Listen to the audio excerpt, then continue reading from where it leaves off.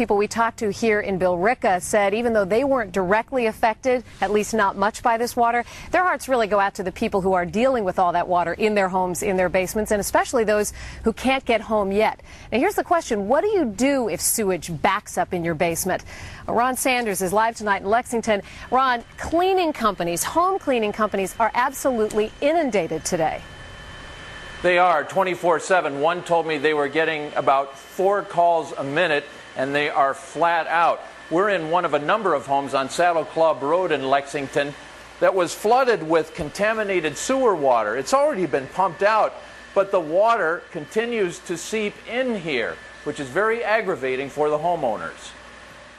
It rained and rained and rained, and then our basement flooded. The contaminated rainwater was still bubbling up from sewers on Saddle Club Road at midday.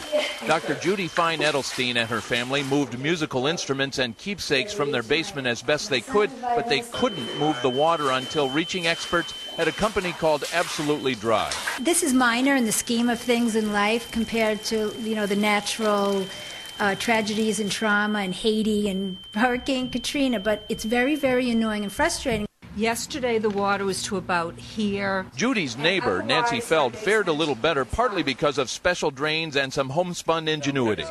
My husband figured out using hosing a wine bottle, hosing different contraptions, and he figured out how to stop it. No hazards here, fortunately. In yet another Lexington basement, Tim Gallagher, operations manager for Power Bees, talked about potential health hazards in basements flooded with sewage. Disease, of course, any chemicals. Runoff from the street, gasoline, petroleum products. Things like that. And, if there are real concerns about things like that, the best thing to do is call a fire department.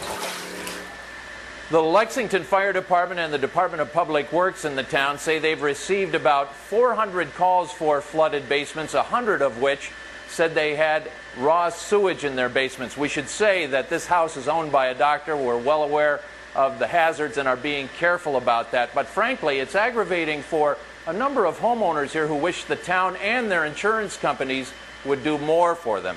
Coming up at 6, what to do to prevent mold if your basement is flooded. Lisa? All right, Ron Sanders live in Lexington tonight. Thank you, Ron.